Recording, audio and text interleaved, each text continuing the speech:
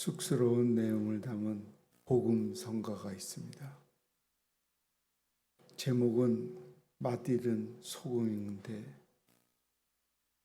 걷잡을 수 없이 세속화되어가는 신자들의 모습을 풍자적으로 드러낸 가사가 이색적입니다.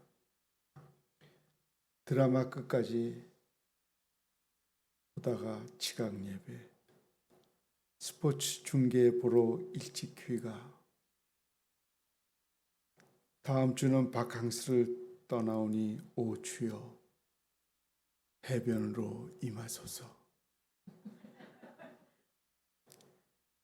장로님의 기도 때는 낮잠 보충, 목사님 설교 때는 설교 비판. 하지만 축도는 받아야지. 아멘 끝나자마자 서둘러 퇴장. 성가대가 찬양하면 실력 평가. 안 가져온 헌금 찾아 뒤적뒤적. 밥 먹을 땐 누가 볼까 눈만 껌뻑껌뻑. 술 마시고 담배 필 땐 무신론자.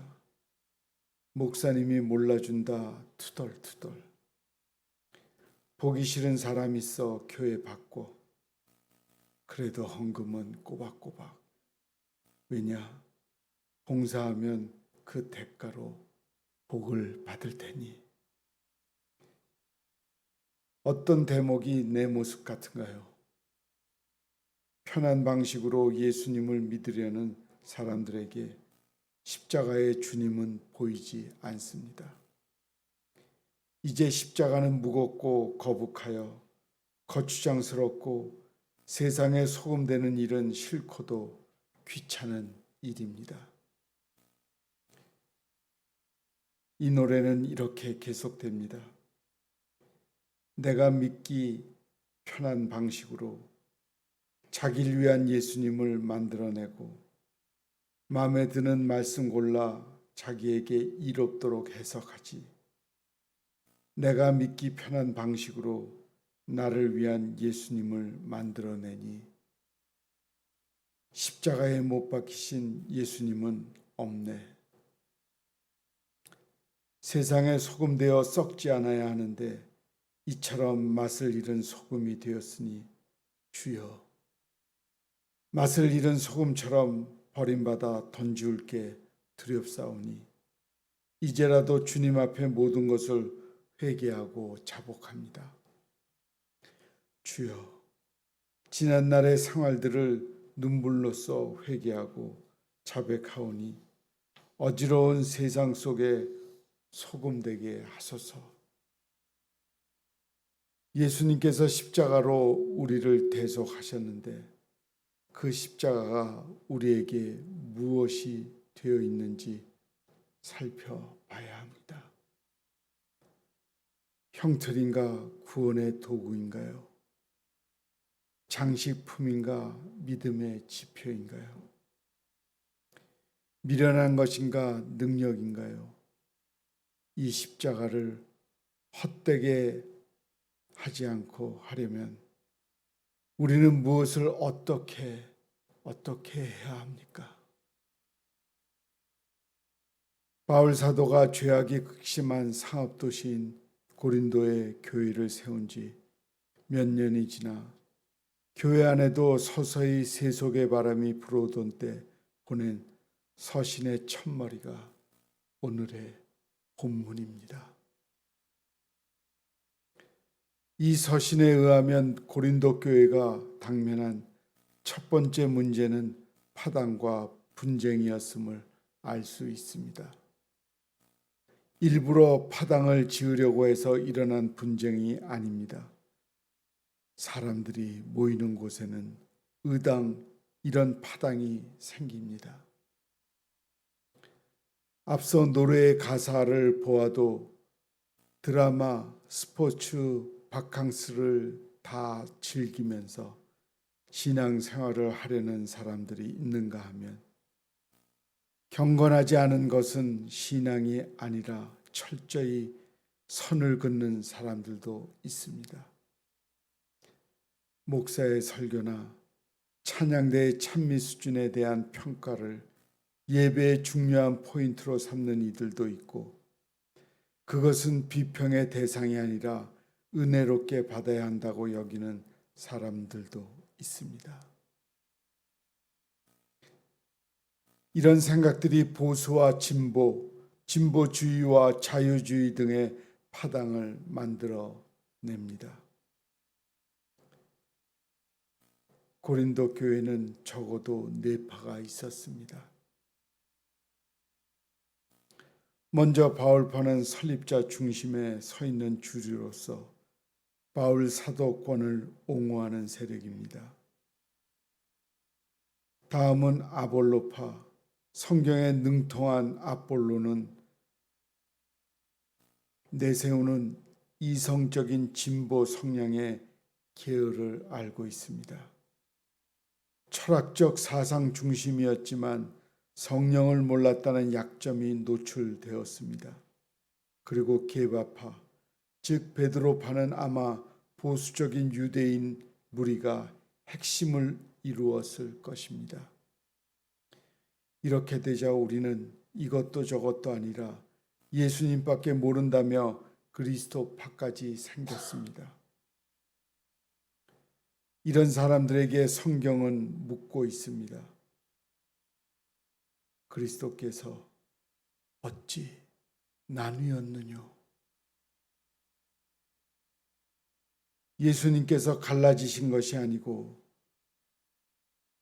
바울이 십자가에 달리거나 바울의 이름으로 세례를 받은 것이 아닙니다. 그러므로 인간 중심의 파벌로 갈라서서 대립하는 것은 옳은 일이 아닙니다. 이것은 하나로 통일시키는 것은 독생자 예수 그리스도밖에 없습니다.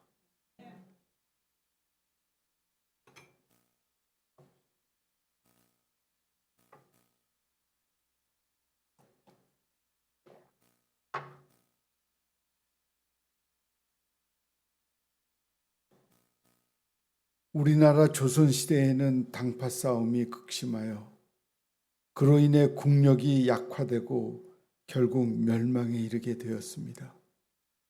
주권을 상실한 어두운 시대에는 친일파가 있었고 독립운동에 목숨을 바친 애국파가 있었는가 하면 시대 도피적인 집단, 혼란기를 이용하여 돈 벌기에 급급한 무리들도 있었습니다. 삶의 가치가 얼마나 중요한 것인지 알게 해주는 세월이었습니다. 이제는 경제적으로 잘 사는데 역점을 둔 세력과 민주적으로 잘 살기 바라는 세력들이 나누어져 각축하고 있는 양산입니다. 요즘 얼마 남지 않은 대통령 선거가 있습니다. 하나님께서 지켜주시는 민족의 국가가 될 수 있도록 주님의 은혜가 넘치도록 우리가 기도해야 합니다. 분쟁하고 파당을 짓는 사람들에게 주시는 성경의 교훈이 있습니다. 십자가가 헛되지 않게 하고 십자가가 능력임을 알게 하라고 하십니다. 다툼이 그치게 하는 것은 오직 십자가 뿌림을 가르쳐 줍니다. 어떤 사람이 사업을 벌였으나 실패하고 낙심하여 목사님을 찾아왔습니다. 그는 동업자와 다투고 배신당한 뒤 기업의 간판을 내려야 했습니다. 살아갈 힘이 없다는 것이 어떻게 하면 좋겠냐고 물어보았습니다. 목사는 종이 한 장을 가져와 앞면에 잃어버린 것, 뒷면에 아직 남아있는 것을 쓰게 했습니다. 그 사람은 앞면에 큰 글자로 사업이라고 쓴 뒤 가만히 앉아 있었습니다. 목사가 그에게 진정 예수님을 믿느냐고 물었습니다. 그는 주머니에서 십자가를 내보이며 그래서 목사님을 찾아오지 않았냐고 말했습니다. 목사는 뒷면에 예수님의 십자가라고 쓰도록 했습니다. 그는 비로소 얼굴이 빨개지면서 십자가에 이어 건강, 가족, 소망, 은총 등을 줄줄이 써 내려갔습니다. 세상과 교회의 분쟁, 아픔, 낙심을 제거할 수 있는 것은 오직 십자가라고 말씀합니다. 십자가가 구원을 주는 분쟁을 해결하는 능력에 발휘할 것이며 이것만이 우리의 앞길을 밝혀줄 수 있습니다. 흉악한 일을 저지른 사람이 비록 형벌을 받는다고 해도 피해자 가슴에 사무친 원한은 그대로 남아 있습니다. 그러나 죄 없이 당하신 예수님의 십자가는 세상의 갈등과 원한을 남김없이 풀고 화평을 이루게 하였습니다. 화목과 화해와 평화가 십자가로 인해 생겨났습니다. 분쟁 많은 시대에 진정 필요한 것이 바로 십자가였습니다. 바울 사도는 분쟁 문제 끝에 십자가의 도를 말하고 예수 그리스도와 그의 십자가에 못 박히신 것 외에는 아무것도 알지 아니하기로 작정하였음이라고 선언합니다. 십자가만 생각하기로 했다는 것은 하나님의 능력에 모든 것을 의지한다는 뜻입니다. 조용히 십자가 앞에 서서 세상을 비방하지도 말고 낙심하지도 말고 다툼으로 괴로워하지도 말고 우리에게 주신 은혜를 생각해야 합니다. 십자가의 능력을 아는 사람은 그 앞에 설 때마다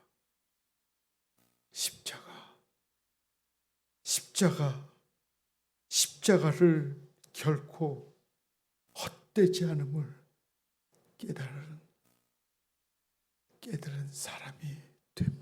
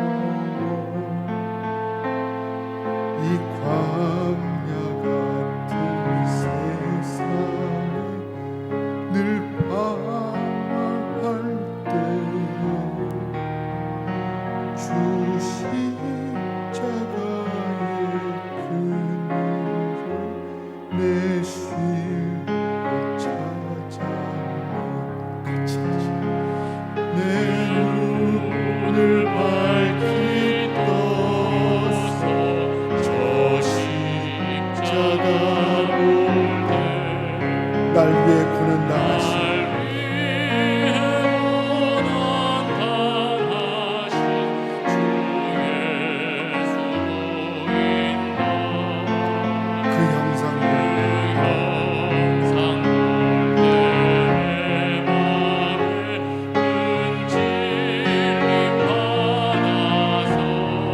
그 사랑 감당 못하여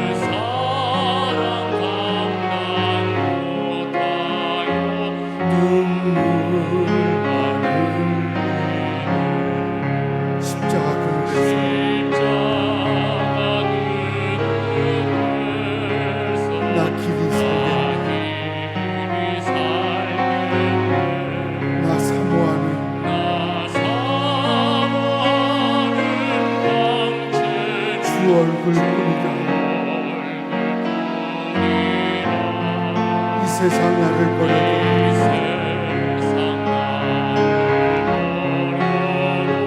나 두려움 없네.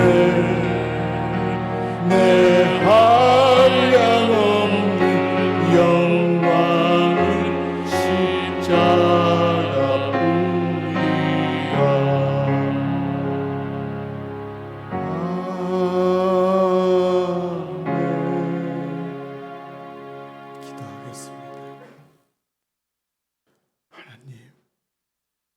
우리가 주님을 믿고 십자가의 능력으로 살아가는 그리스도인들입니다.